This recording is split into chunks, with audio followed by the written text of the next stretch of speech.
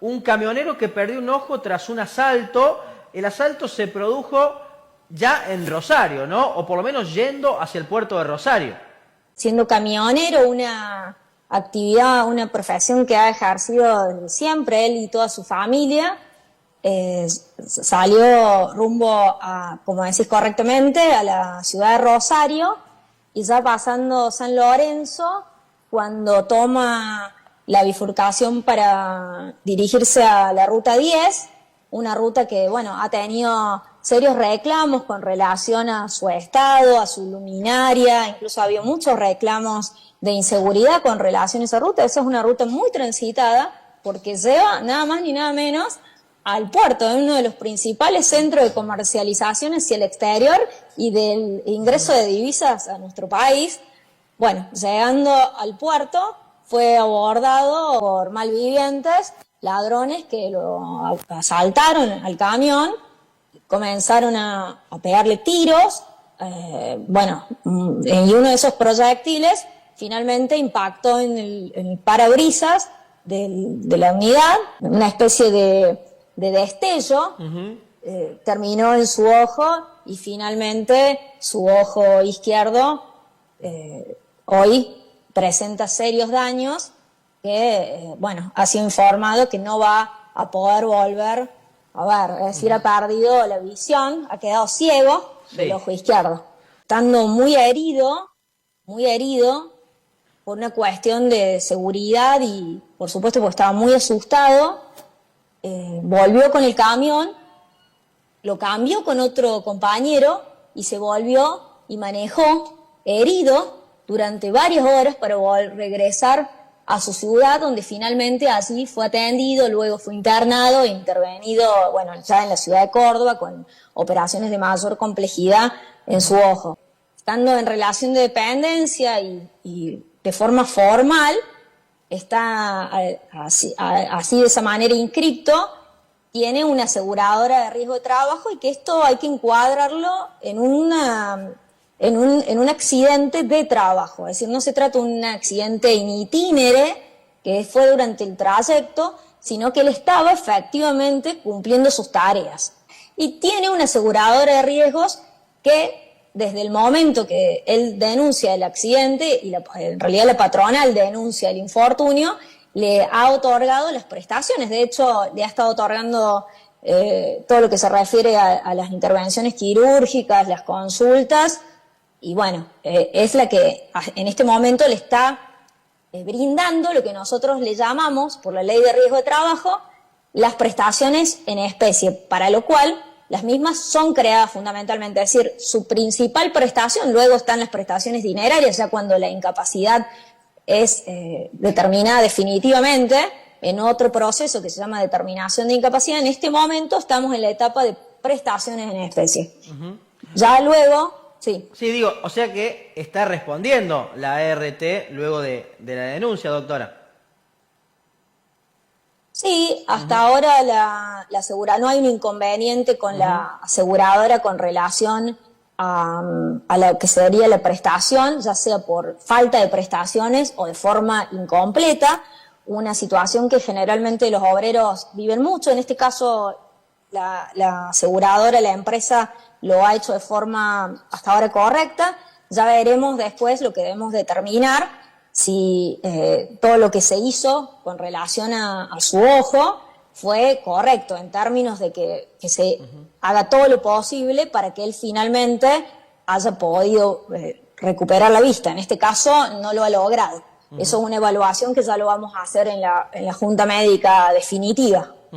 Y le corresponde luego, justamente por esta situación, por haber perdido su ojo, alguna especie... Sí, así es. Los obreros, sí, a los cuales el patrón les contrata una aseguradora de riesgo de trabajo, porque hay que decir que la aseguradora es contratada por el patrón para justamente mantener indemnis su propio patrimonio y resguardar al obrero.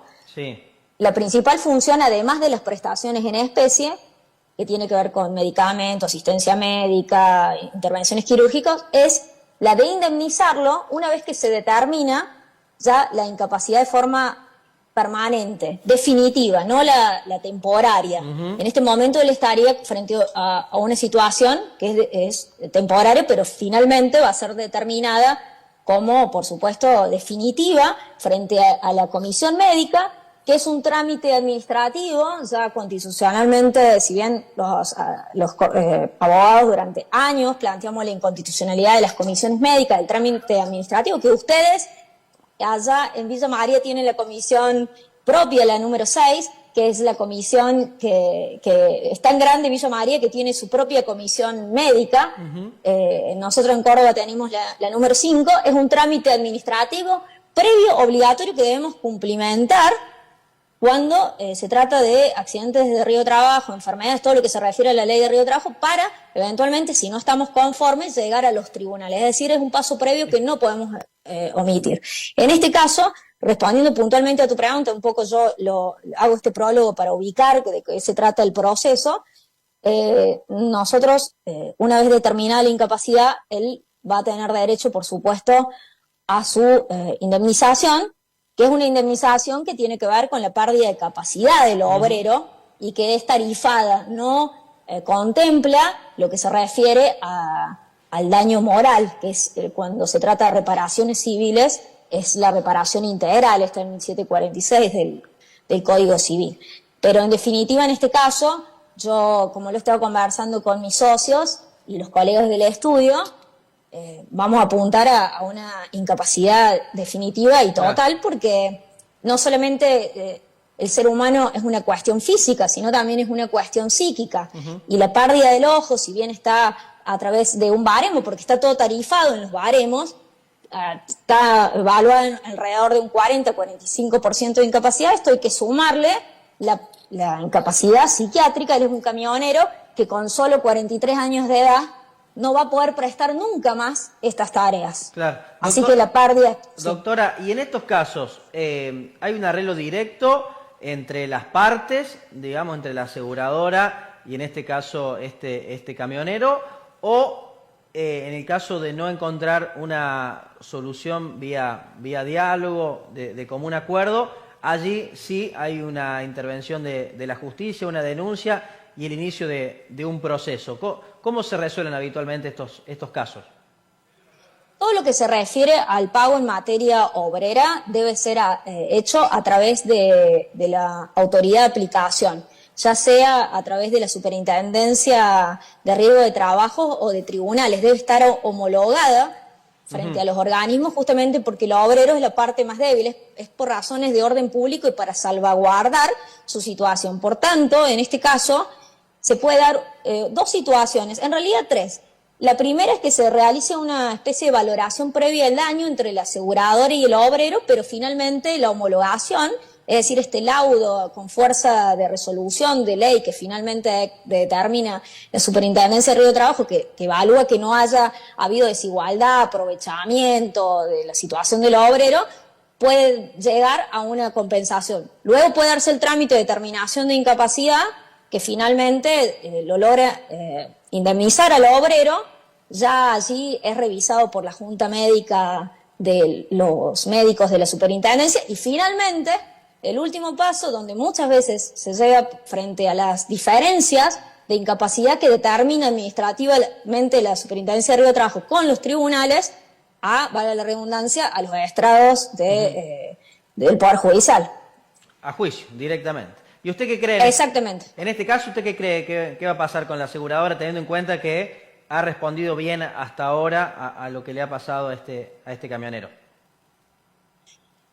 Yo, en estos temas que son muy graves, estoy viendo que las aseguradoras efectúan una valoración previa del daño, hacen un ofrecimiento, pero generalmente en nuestro estudio las ha estado rechazando, porque la diferencia de incapacidad es bastante abismal. En el caso, nosotros tuvimos un caso hace un año que incluso se trató en el programa, que fue un chico que cayó de un precipicio en la ciudad de La Rioja. A él, por ejemplo, le hicieron una valoración previa del daño, donde le ofrecían un ofrecimiento basado en una incapacidad alrededor del 17%, y finalmente con la incapacidad ya valorada por la Superintendencia de Río Trajo con control de nuestro médico y de los médicos de la Superintendencia, se determinó que tenía arriba del 50% o cerca del 50% de incapacidad. Es decir, que estamos hablando de una diferencia importante de incapacidad porque el resarcimiento está ligado directamente con la incapacidad. Claro, exacto. Bueno, veremos finalmente cuál va a ser Bueno, en este caso el grado de incapacidad va a ser total para ese ojo, ¿no? Porque lo va a perder. Yo entiendo que sí, porque hay que sumarle el baremo tarifado de la Ley de Riesgo de Trabajo, no solamente esa circunstancia, digamos ese porcentaje, sino lo que tiene que ver con recalificación laboral, porque, a ver, Martín, esta es una persona que dedicó su vida a ser camionero y no lo va a poder hacer más. Es como de pronto vos pierdas el habla o algún sentido que te impide ser periodista. Entonces, para esas tareas no vas a poder ser recalificado. Exacto. No llegando al campo personal, me podría pasar a mí en mi trabajo. Entonces, en este caso puntual, hay que agregarle, además de que él no va a poder ser recalificado, esos porcentajes que tienen que ver con eso, también su edad, porque no es una persona de 20, 25 años, estamos hablando de una persona que está... ¿Cuánto tiene de vida útil en términos laborales? Sí. 20 años más. 22 más. Claro. Bueno, entonces en la mitad de prácticamente su edad productiva queda incapacitado y hay que sumarle algo que yo considero una de las cosas más importantes en materia de obrera, pero que siempre es descalificado tanto por las comisiones médicas, por las aseguradoras. El Poder Judicial lo valora mucho mejor y de otra perspectiva, obviamente hay excepciones donde no lo hace, pero que es el daño psicológico, el daño psiquiátrico, porque hay que pensar que un obrero que ha estado acostumbrado a trabajar toda su vida, de pronto se ve totalmente incapacitado y el daño es muy grande. Yo lo que estoy viendo que a los obreros y esto es muy importante decirlo, porque vos me decías de que la aseguradora está haciendo la atención correctamente. Bueno, yo obviamente mi función es siempre colaborar con los clientes y enderezar aquellas cosas que no están bien. Entonces, lo primero que pregunté fue ¿dónde está la asistencia psiquiátrica? Claro. Entonces, claro, intimarla para que se las otorgue, porque lo que estoy viendo es que en casos muy graves no se le otorgan las prestaciones psiquiátricas.